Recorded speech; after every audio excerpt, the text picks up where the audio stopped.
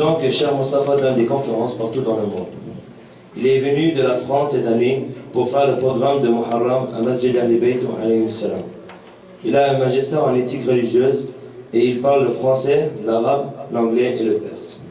والآن مع فضيلة الشيخ مصطفى قديم فليتفضل مصحوبا بالصلاة على محمد وآل محمد. اللهم صل على محمد وآل محمد. ثانية رحمة الله والديكم. اللهم صل على محمد وآل محمد. الثالثة على حب الإمام الحسين بأعلى أصواتكم. اللهم صل على محمد وآل محمد.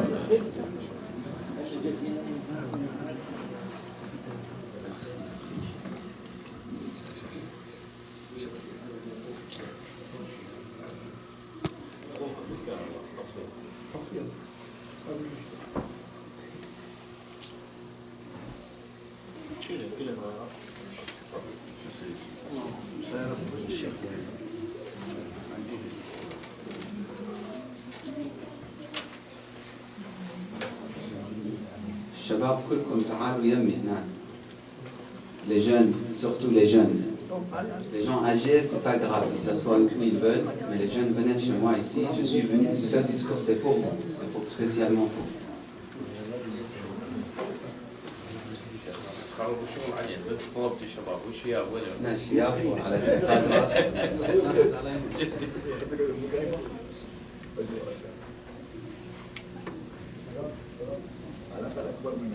أعوذ بالله السميع العليم من الشيطان الرجيم. بسم الله الرحمن الرحيم.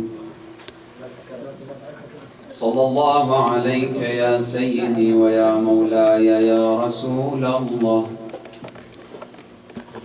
صلى الله عليك وعلى أولادك المعصومين. صلى الله عليك يا سيدي يا أبا عبد الله، يا رحمة الله الواسعة ويا باب نجاة الأمة، يا عبرة كل مؤمن ومؤمن غريب،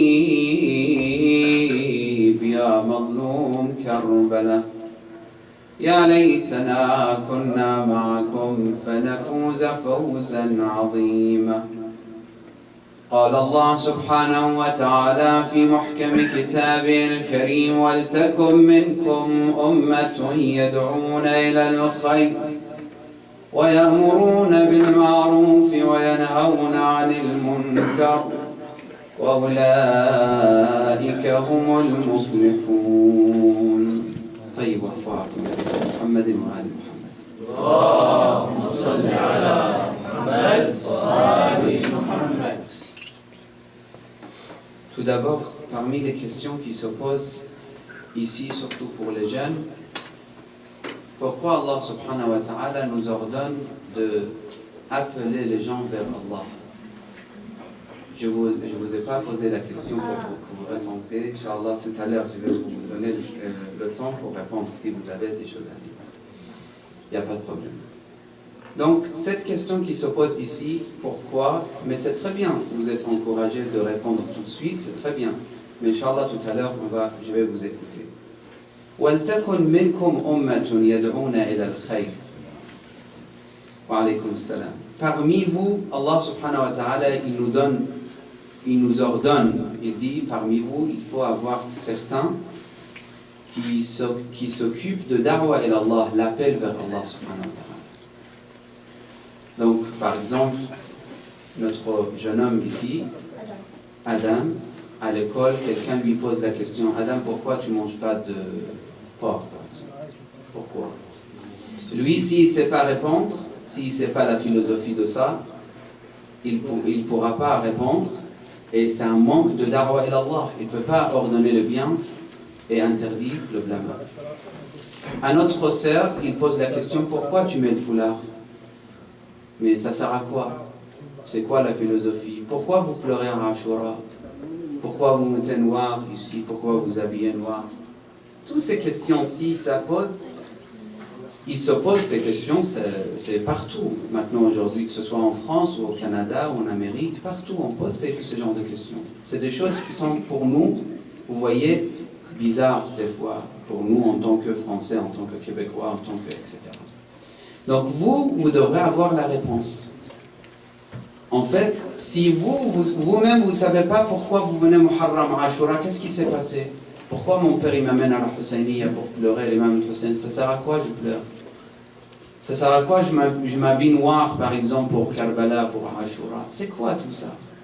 Si vous ne savez pas la réponse, vous attendez que les gens ils savent c'est quoi l'histoire de l'imam Hussein et ils savent comment suivre Allah subhanahu wa ta'ala, c'est impossible. Ce qui est un peu difficile pour moi aujourd'hui, c'est que l'âge, je vois, c'est très différent. Donc il y a de 8 ans, 7 ans, jusqu'au masha'Allah. Allah donc c'est un peu difficile de faire discours dans cette ambiance. Mais Inch'Allah, je vais me concentrer pour vous les jeunes, Inch'Allah. Surtout les jeunes qui veulent comprendre l'histoire de Karbala. C'est quoi la philosophie de Karbala? Allah subhanahu wa ta'ala, dans ce verset, il nous fait comprendre quelque chose. Ce n'est pas recommandé. Qui sait nous expliquer ça veut dire quoi recommander? Qui peut nous expliquer parmi les jeunes? C'est quoi recommander? Oui. C'est comme dire à quelqu'un de faire cette chose. C'est-à-dire, il peut le faire et c'est pour son bien. Sainte, c'est tout à fait ça. Donc recommander, ça veut dire c'est quelque chose de positif. Donner un conseil. Donc en arabe, c'est quoi la traduction de recommander? Non, je vais pas demander ça. Hein? Ça, mais moi, en fait, au niveau de jurisprudence, je pose la question. Dans la jurisprudence, on a combien de hukm? Qui peut nous répondre? Combien de hukm on a dans la jurisprudence? Il y a 5. Il y a quoi comme jurisprudence? Dans la jurisprudence, dans le fiqh, c'est quoi l'ahkam al-fiqhiyya? C'est, dites-moi, oui.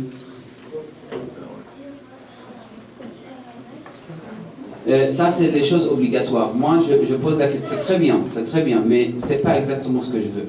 En fait, l'ahkam, c'est 5 choses. Wajib, haram, continuez. Makruh, mustahab et pas les... Voilà. Que les jeunes y répondent, Inch'Allah. Ça, ce discours, c'est spécial pour eux. Excusez-moi, bien sûr. Donc, wajib, haram, mustahab, makruh, mubah. Wajib, c'est obligatoire. Mustahab, c'est Recommandé. Mubah, c'est autorisé, tout à fait. C'est autorisé. Encore, c'est les gens, masha'Allah, qui nous aident. Il n'y a pas de problème, bien sûr. Donc, encore, makruh et haram, c'est quoi? Makruh, qui va me dire, les jeunes? Makruh. Qu'est-ce qui est makruh? Est-ce que vous avez un exemple pour makruh? Oui. Si? On parle avec le diable? On n'aime pas le diable. On n'aime pas le diable, ça c'est normal, mais moi je cherche quelque chose qui est détesté. Makruh, c'est détesté. C'est quoi? Le cochon. Non, c'est haram, ça. Ah. Il y a beaucoup de travail à faire. Sallallahu ala Muhammad wa ala.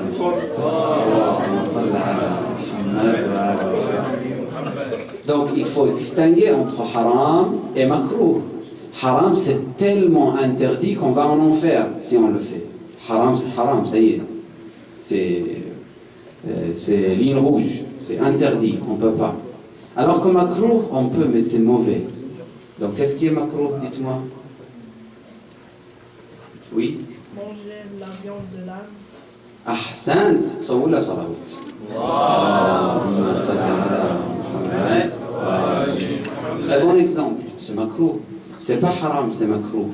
Après, Inch'Allah, pour le prochain niveau, quelques années que vous étudiez, vous allez savoir, dans le makruh aussi, il y a irshadi et ta'abbudi. Ça, c'est haut niveau. Il y a makruh irshadi, makruh ta'abbudi. Hukm irshadi, hukm ta'abbudi. Donc, ça aussi, c'est différent, mais on verra plus tard, Inch'Allah. Donc, je reviens dans notre discours. Moi, je voulais faire un discours, et je continue, mais j'ai trouvé, c'est mieux que je pose quelques questions, comme ça, vous arrivez à connaître de quoi je parle et de comprendre exactement où je vais. Pour l'imam al-Hussein salawatullah wa salam alayhi, de profond de votre cœur, faites un très bon salawat ala Muhammad wa ala Muhammad.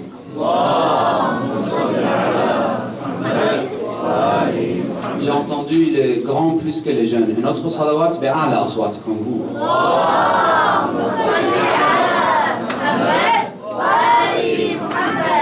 Pour qu'Allah subhanahu wa ta'ala soit satisfait de nous et qu'il nous aide pour comprendre et qu'il m'aide à dire des choses positives pour vous. Troisième salawat, bi'ala aswat.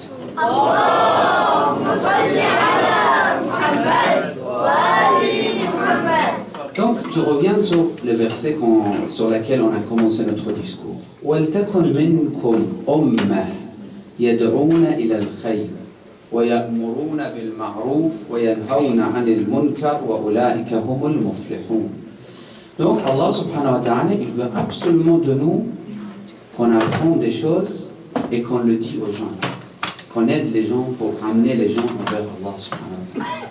À votre avis, pour pouvoir guider les gens, qu'est-ce qu'on doit faire tout d'abord nous-mêmes, les sœurs et les frères, je pose la question. Pour pouvoir aider les gens, pour pouvoir guider les gens vers Dieu, vers Allah, qu'est-ce qu'on doit faire tout d'abord nous-mêmes? Comment on va guider les gens? Si on veut guider quelqu'un, comment on doit faire? Cette fois-ci, je vais t'écouter. Comment tu t'appelles? Ali. Ali. On les apprend ce qu'on sait. Très bien, on les apprend ce qu'on sait sur l'islam. Donc, il faut déjà alors augmenter notre savoir, n'est-ce pas? Il faut apprendre. Sinon, si on va les mains vides, qu'est-ce qu'on va apprendre? On n'a rien à dire, n'est-ce pas? Là, je vous pose une question. Pourquoi vous faites salat sur le turban? Qui peut me répondre? Oui. Oui, mais pourquoi sur le turban? Pourquoi vous ne faites pas sur le tapis? Si vous partez à la mosquée, par exemple, chez les frères sunnites, qu'on les respecte bien sûr, et vous le savez très bien, attends une seconde, donc je pose la question complètement, après je vous écoute tous les deux. D'accord? Si vous partez chez eux et vous mettez votre turban, un jeune garçon comme vous, ou un homme, il vient et dit, jeune homme, pourquoi tu mets turban? C'est quoi ça? Qu'est-ce que vous allez répondre? Pour se rappeler de l'histoire de Imam al-Hussein. Ça peut être une bonne réponse, mais il te dira, quand on prie pour Allah, peut-être c'est pas le moment. Oui? Peut-être que c'est parce que nous on est fait de pride et le Touba est fait de pride. C'est bien, c'est Inch'Allah un futur philosophe, Inch'Allah.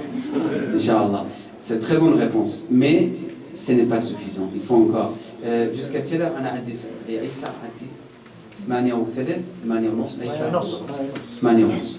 Donc là, vous voyez, c'est très grave. C'est très grave. Si on ne sait pas répondre à cette question, s'il vous plaît, écoutez bien, ça veut dire, nous, on ne comprend pas c'est quoi la philosophie de faire salat sur turban. Vous voyez, c'est très grave. Parce que après, il va dire, vous adorez turban ou vous adorez Allah? Répondez-moi. Allah. Qui adore le turban? Personne. Tu aimes, mais tu n'adores pas. En fait, adorer, ça veut dire prier pour turban. Est-ce que tu pries pour turban? Non. Tu pries sur le turban. Attention. Ah oui, tu vois, on fait sujoud sur le turban. On ne fait pas pour le turban. D'ailleurs, c'est la première chose que vous pouvez répondre à un frère sunnite qui vous pose cette question. Attendez. Vous dites cette chose, vous faites salat sur quoi? Il dit sur tapis, sejjada, n'est-ce pas? Et vous posez la question, vous priez pour sejjada ou sur sejjada? Qu'est-ce qu'il va répondre? Sur, ahsant. Donc toi tu dis exactement la même chose, moi aussi, sur le turban. Maintenant, pourquoi sur le turban? Je vais vous donner la réponse alors que ce n'est pas notre sujet. Mais j'aime pas garder la question sans réponse. C'est pour ça que je veux répondre. Il veut dire quelque chose? Alors, vas-y. Ne sois pas timide. C'est notre occasion de parler ici. Vas-y.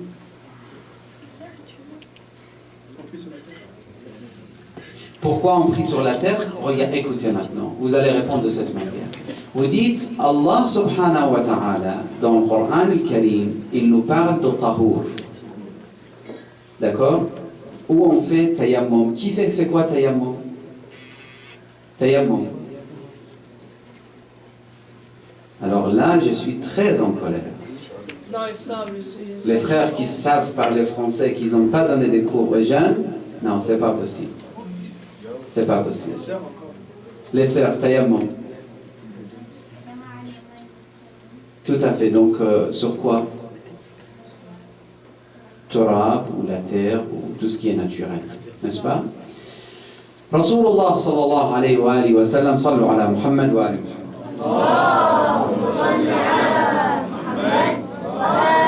Muhammad.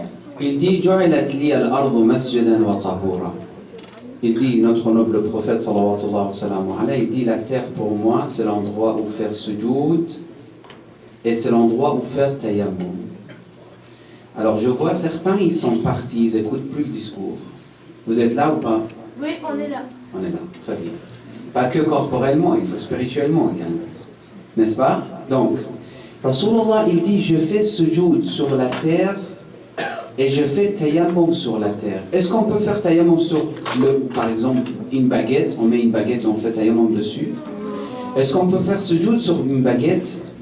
Non. Tout ce qui est terre, tout ce qui n'est pas mangeable, tout ce qui n'est pas fait pour être mangé, on peut faire tayammum dessus et on peut faire sujoud dessus. Donc maintenant, on n'est pas obligé sur turba, on peut faire sur autre chose aussi. Qu'est-ce que vous pensez, vous? Oui? Mouchoir, si c'est à la base de bois, c'est bien. Si coton, est-ce que c'est bon? Non, parce qu'on peut porter le coton. Ahsant, parce qu'on peut porter. Donc tout ce qu'on peut porter, tout ce qu'on peut manger, on ne peut pas faire sujoud dessus. Donc, frères sunnites, ils doivent savoir ça. Ils doivent savoir que nous, on n'adore pas Turbat l'imam al-Hussein. On fait sujoud sur Turbat l'imam al-Hussein. Vous voyez la différence? C'est très grave. Et c'est pour ça, une fois j'étais à Paris, dans une mosquée, des frères sunnites, mais ignorants, malheureusement. Il est venu, il m'a dit, tu sors de là, tu fais pas salat chez nous. Parce qu'il a vu, j'avais une turba. Il a cru, ça y est, moi je suis mushrik, j'adore ça, alors que j'adore pas turba. J'adore qui? Allah. Je fais sujoud sur turba, parce que c'est la meilleure chose sur laquelle on peut faire sujoud. Il y avait quelqu'un qui avait question. Oui?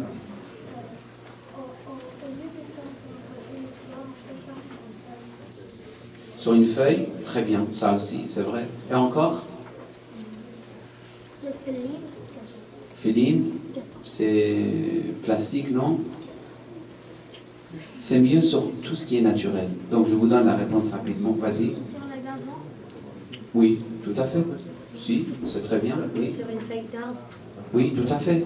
Si ça se mange, tu sais, ils font avec feuilles de raisin. Ils font de nourriture avec. Est-ce qu'on peut faire dessus? Non. Donc la feuille des arbres, si ça se mange, on ne peut pas faire ce jeu dessus. Si ça ne se mange pas, on fait absolument sans problème. Oui? Le bois. Le bois, Ahsant. Moi, je vais arrêter avec cette question. Donc je reviens. Je reprends, Inch'Allah.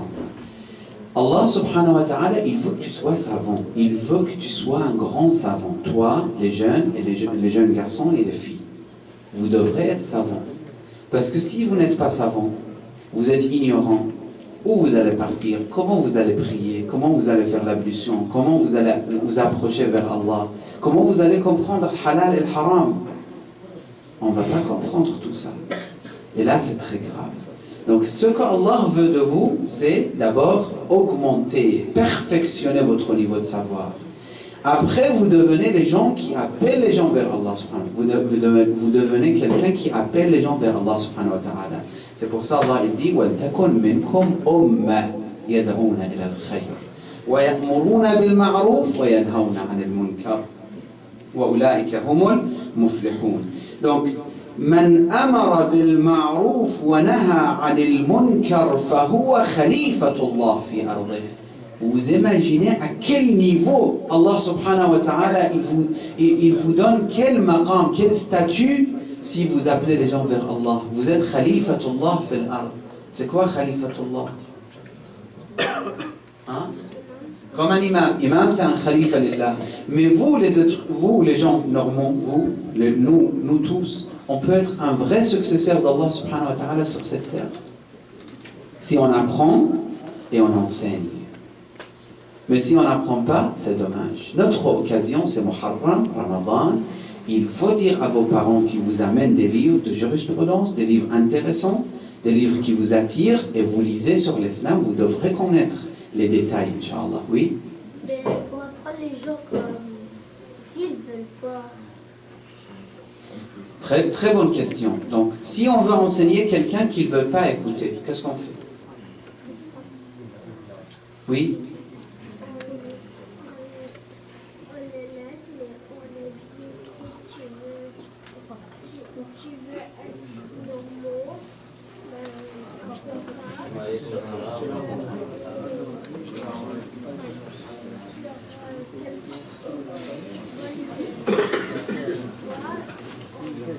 Tu apprends. C'est très très bonne réponse. Vraiment, c'est sage.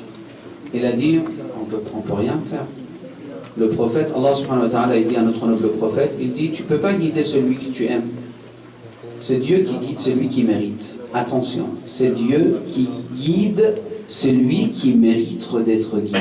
Il y a des gens qui ne méritent pas. Moi, j'ai rencontré des gens dans ma vie, je lui parle, il me dit Yazid rahimahullah. Je dis, mais ne dis pas ça, c'est grave. Comment tu dis Yazid rahimahullah? Yazid, il a tué l'imam Hussein. Et tu dis rahimahullah, et toi, tu te prétends d'être musulman en plus? Tu dis, je suis un bon musulman, je vais à la Mecque, je vais à Médine, je visite le prophète, et j'aime le prophète. Comment c'est possible? C'est pas possible. Et tu dis Yazid rahimahullah. Et en plus, il a étudié 2-3 ans. Combien je lui parle, il ne veut pas comprendre. Je ne peux rien faire pour lui. Mais ce que je peux faire, c'est dua. Je fais dua pour lui. Et si je trouve des solutions, des points intéressants sur lesquels je peux travailler avec lui, encore j'essaye. Je ne suis pas déçu, Inch'Allah, il faut être encouragé. Encore un autre hadith très important. Amir al-Mu'minin sallallahu alayhi. Vous savez c'est qui Amir al-Mu'minin? Ça vous devrez savoir, oui? Imam Ali. Est-ce que les autres imams, on peut dire Amir al-Mu'minin? Les autres imams. Par exemple, Imam al-Sadiq, on peut dire Amir al-Mu'minin aussi? Vous êtes sûr? Oui, on ne peut pas dire. Amir al-Mu'minin, c'est spécifique pour Imam Ali. Hassan, c'est exactement ça. Donc, Imam Ali, qui est c'est le prince des croyants, c'est Amir al-Mu'minin, salawatullah wa salamu alayhi, il dit Man taraka inkar al-munkar biqalbihi wa lisanihi wa yadihi fahuwa mayyitun bayna al-ahya. Avant de traduire, je vais vous dire quelque chose. Il y a des gens qui sont déjà morts, ils sont morts. Mais ils viennent au Husseiniya des fois. Ils marchent dans la rue, ils mangent, ils travaillent, ils gagnent de l'argent, ils discutent avec nous. Mais ils sont morts, ils ne sont pas vivants. Vous savez c'est qui? Amir al-Mu'minin nous explique dans ce hadith. Il dit il y a des gens qui sont vivants pour nous, parce qu'ils mangent, ils parlent, ils font tout. Alors qu'ils sont en vérité morts déjà. Allahu Akbar, ils sont morts. Vous voulez être mort déjà? C'est dommage. C'est dommage d'être mort alors que nous sommes toujours vivants. Amir al-Mu'minin, il dit, c'est lui qui laisse tomber le fait d'appeler les gens vers Allah. Man taraka inkar al-munkar biqalbihi wa lisanihi wa yadihi. Il voit l'injustice sur cette terre, il dit, je m'en fiche. Il voit, il y a des gens qui sont en train de frapper un garçon, il peut défendre. Il dit, je m'en fiche, moi ça m'est égal. Il voit son frère en train de manger haram, il dit, je m'en fiche. Il voit sa sœur, elle a enlevé le foulard alors que personne ne l'a vu. Il dit, je m'en fiche, ça m'est égal. Donc celui-là, il est mort, il n'est plus vivant. Même si lui, elle-même, elle met le foulard, elle fait la prière, elle fait tout ce qu'il doit faire, elle est morte. Pourquoi elle est morte? Ou il est mort. Pourquoi il est mort? Parce qu'ils s'en fichent de tout le monde. On n'est pas né pour ça, on n'est pas dans ce bas monde pour qu'on s'occupe que de nous-mêmes. On n'est pas des égoïstes. L'islam nous apprend à être Généreux. généreux. Généreux, ça veut dire quoi? Si on sait quelque chose, il faut enseigner. Mais aussi, si on voit un pauvre et on a de l'argent, voilà, on a la nourriture avec nous, on peut lui donner un peu d'argent. Ça, c'est un très bon exemple pour générosité. Mais il y a encore pour le savoir, oui. Dans un magasin, s'il y a une madame, elle a de la difficulté à lever un sac, on peut l'aider pour... Absolument, absolument. Surtout quand tu l'aides et qu'elle sait que tu es un musulman, c'est important parce que tu donnes en l'image de l'islam. Vous voyez, c'est très intelligent ce que vous dites. Moi déjà, je le fais. Des fois, je vois la dame, elle a trop peur de moi, à l'aéroport par exemple, ou dans l'avion, parce qu'elle voit j'ai la barbe, et dit, oh là là, celui-là c'est encore les styles qu'on voit à la télé et tout. Donc, dès que je vois l'occasion, par exemple, elle n'arrive pas à porter son sac ou quelque chose de lourd, je dis, madame, je vous aide. Après, tout d'un coup, elle devient super gentille avec moi et il change l'image. Donc, c'est positif. Oui? Mais en plus que tu aides quelqu'un, en plus que tu te content. Tout à fait, parce que c'est important, c'est moral, c'est question de morale, oui. Si la madame dans le bus et un arbre, on peut la laisser notre place. Tout à fait, tout ça c'est gentillesse, c'est comportement. Oui? Tu peux aussi aider une vieille femme, un vieil homme à traverser la rue. Tout à fait, tout ça c'est des exemples. Donc, pour passer, si quelqu'un, il s'en fiche de vieille dame qui veut passer dans la rue, il s'en fiche de vieille dame ou la dame qui porte un enfant, il s'en fiche, c'est égal pour lui tous ses problèmes. Et en plus, il voit, écoutez, après je vous donne un petit moment, je vous donne 5 minutes pour question-réponse à la fin du discours. Donc, et il voit tout ça, et quand même, c'est égal pour lui complètement, et en plus, ce qui fait mal au cœur, lui, il se croit très croyant. Lui, il se croit sur le chemin d'Allah. Il dit, moi, je suis bien. Moi, je mets le foulard. Moi, je mange halal. C'est bon. Maintenant, ma cousine, ça y est, elle a laissé tomber tout. Tant pis pour elle. Elle est dans l'enfer. Tant pis pour elle. Ça, c'est pas gentil. Il faut aider les autres. C'est pour ça, Imam Ali, alayhi salam, il dit, vous êtes... Sinon, moi, pourquoi je me déplace? Je viens à Montréal. Pourquoi? Non, je ne vous pose pas la question pour entendre. Je sais que vous savez la réponse. Je sais, absolument, c'est clair. Parce que si j'ai appris des choses très modestes, qu'est-ce que j'ai appris dans ma vie, je dois vous donner. Sinon, ça sert à quoi? Je le garde pour moi, après je meurs et je passe à l'au-delà. Après Allah, il m'arrête là-bas. Les anges, ils m'arrêtent là-bas. Ils disent, mais tu savais des choses, pourquoi tu n'es pas parti à Montréal pour les jeunes de Montréal? Ils avaient des questions. Je vais vous donner des questions-réponses dans 2 minutes. D'accord? Gardez vos questions dans mémoire. D'accord? Comme ça, dans 2 minutes, j'ai terminé et je vous écoute. Moi, ça me fait plaisir quand je vois que vous êtes motivés et vous voulez poser la question, mais juste, je vais terminer. Donc, il dit maintenant avec un autre hadith, et demain, Inch'Allah, si Dieu le veut, on continue notre discussion. Il dit, Man huwa khayrun nas? C'est qui le meilleur parmi les gens? C'est qui le meilleur? Non, je ne vais pas, moi non plus, je ne vais pas répondre. Je vais vous répondre avec hadith Rasulillah sallallahu wa sallam alayhi, sallu ala Muhammad wa ala Muhammad.